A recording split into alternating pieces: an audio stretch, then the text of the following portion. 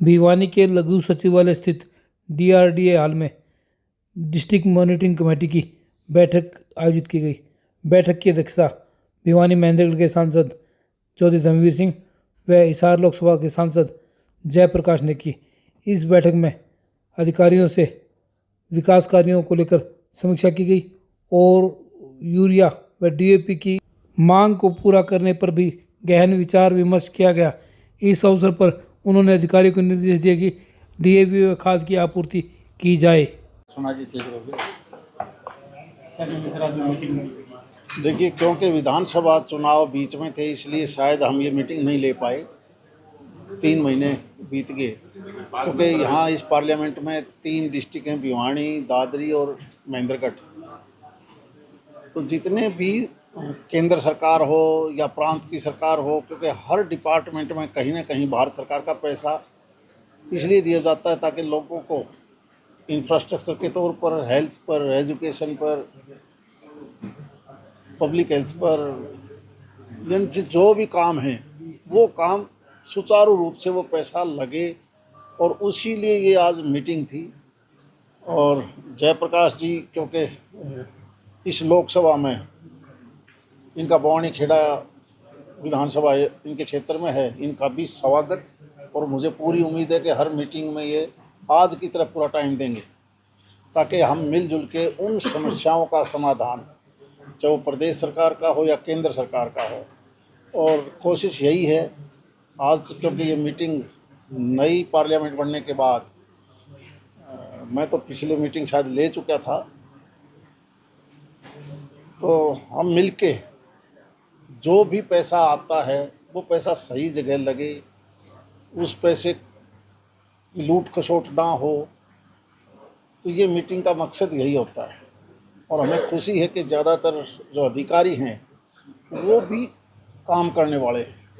कई बार आदमी बहुत सी प्रदेश में आप देखते होंगे निठल्ला टाइप नहीं है, यहाँ पर होता है, एक्टिव हैं हर डिपार्टमेंट के आदमी, चाहे वो गांव से का विकास हो, शहर का विकास हो, बिजली का हो, पानी का हो।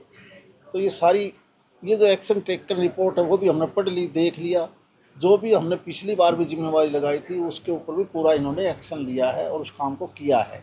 उम्मीद यही करते हैं कि सही समय पर पैसा खर्च हो। अब कुछ एक पैसा ऐसा भी है क्योंकि चुनाव से पहले प्रदेश की सरकार ने बहुत बड़ा पैसा दिया है, उसके लिए भी हमने एक डायरेक्शन दी है कि उस पैसे के लिए भी कोई सब कमेटी वगैरह बना लें ताकि वो पैसा ठीक खर्च हो। क्योंकि अभी सर्दी का मौसम शुरू होने वाला है और सर्दी के मौसम में ज़्यादा ज़रूरत पड़ती है लीन सीजन में पानी की, चाहे वो नहर का पानी खेती के लिए हो या पीने के लिए हो, उन सब बातों के लिए, या शहरों का जो रख रखाव है, शहरों का जो सुधारीकरण है, मास्टर प्लान समेत, उन सब के ऊपर हमने डिस्कस किया है।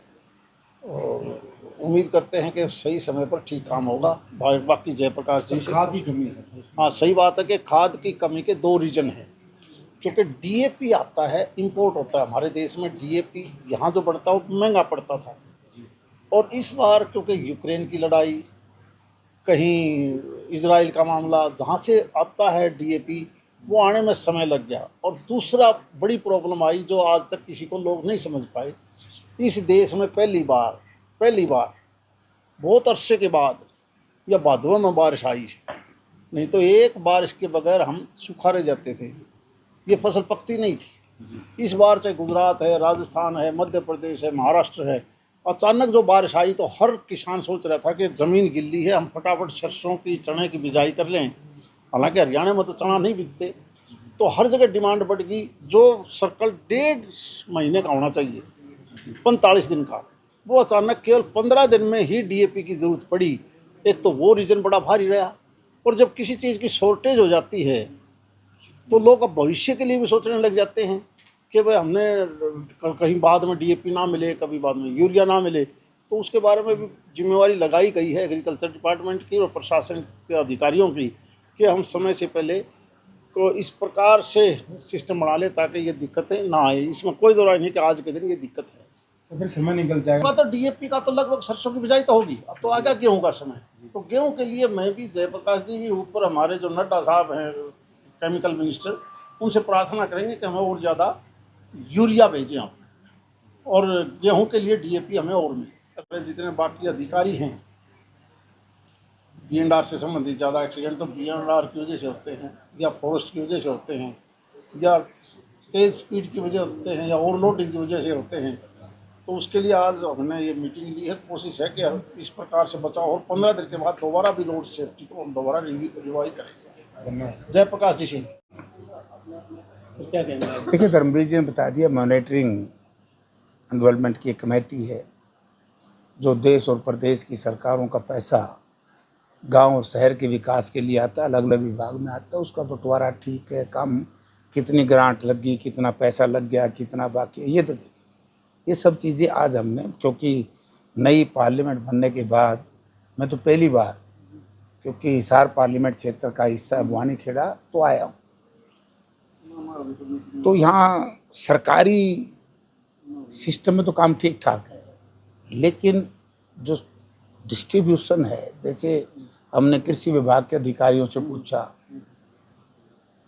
डीएपी और यूरिया को लेकर, और जिस तरीके की बात उन्होंने हमसे बताई, और हमारे साथी धर्मवीर जी भी कह रहे थे लड़ाई, देखिए लड़ाई बहुत साल टाइम से चल रही है। मैं भी इस विभाग का मंत्री रहा हूँ 36 साल पहले। हमें ये पता है कि भाई कब किस देश से यूरिया डीएपी हमने इंपोर्ट करना है, और हमें ये भी पता होता है कि भारत सरकार ने उसके सर्वे के हिसाब से कितने हेक्टेयर हमने गेहूं लगानी है, कितना सरसों, कितना हम लोग खपत कितनी।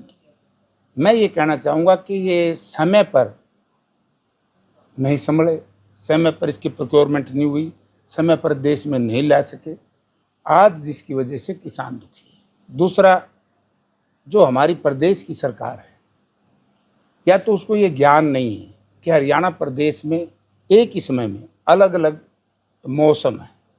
जैसे धान की बिजाई की जो ज़मीन है हमारी, कैथल, करनाल, कुरुक्षेत्र, जींद और हिसार का पार, तो वहाँ आज से 15 दिन पहले हमें डीएपी की ज़रूरत थी, जब तो डीएपी नहीं आया। और प्रदेश का कृषि मंत्री एक तरफ कह रहे हैं कि हमें डीएपी की कोई कमी नहीं, और दूसरी तरफ से उकलाना के अंदर एक किसान अपनी शहादत दे रहा है। 2-2.5 एकड़ का मालिक है बेचारा, उसके पास कोई साधन नहीं था। ये निर्दयी काम जो हुआ है ये ठीक नहीं है। मैं सरकार को कहना चाहूँगा कि अब यूरिया की ज़रूरत पड़ेगी। ये तो ये काम कर रहे हैं, जब डीएपी नहीं था तब तो इनके गोदामों में यूरिया है। आज यूरिया की ज़रूरत नहीं, डीएपी की ज़रूरत है, और जब यूरिया की ज़रूरत पड़ेगी इन पर डीएपी नहीं मिलेगा, क्योंकि व्यवस्था गवर्नमेंट लेवल पे ठीक नहीं है, क्योंकि किसान के विरोधी है सरकार, और किसान से बदला लेना चाहती है, आर्थिक तौर से किसान को कमज़ोर करना चाहती है, जो पॉलिसी है। सेकंड, आप देखिए सरकार, कल ही एक लड़का हमारा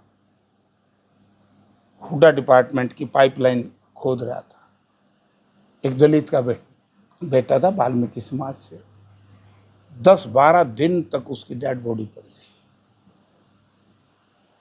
उसकी सूद नहीं ली किसी ने। जब मैं वहां धरने पर जाकर के बैठा तब जाकर के शुरू हुआ।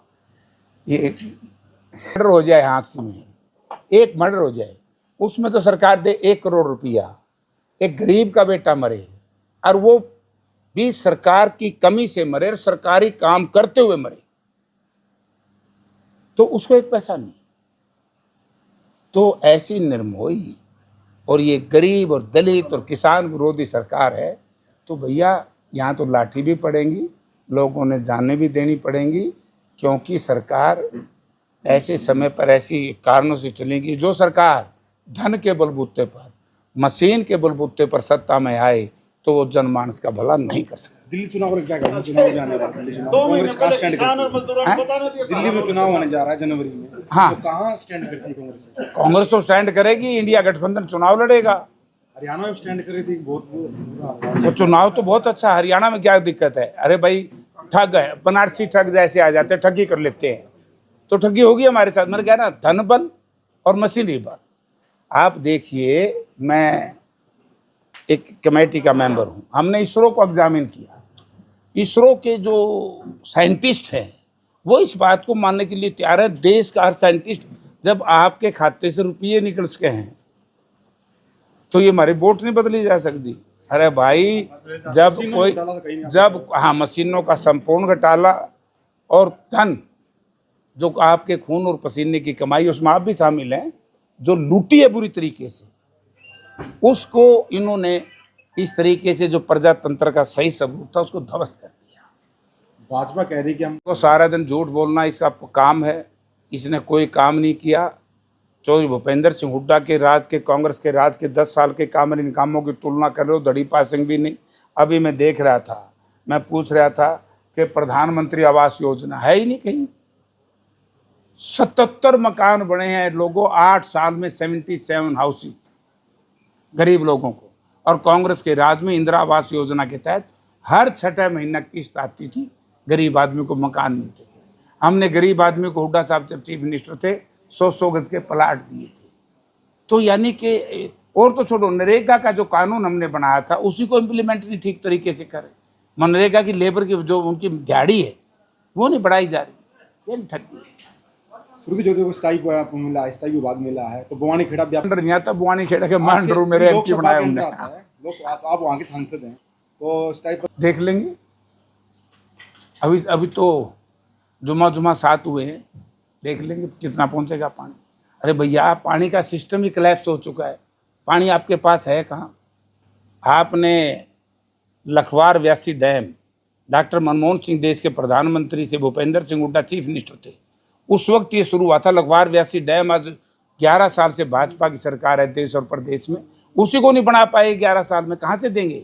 कांग्रेस ने भाखड़ा डैम बनाया था, और इनके राज में एक डैम है लखवार व्यासी, वही नहीं आज तक बन पा रहा। क्या, कहाँ से पानी देंगे।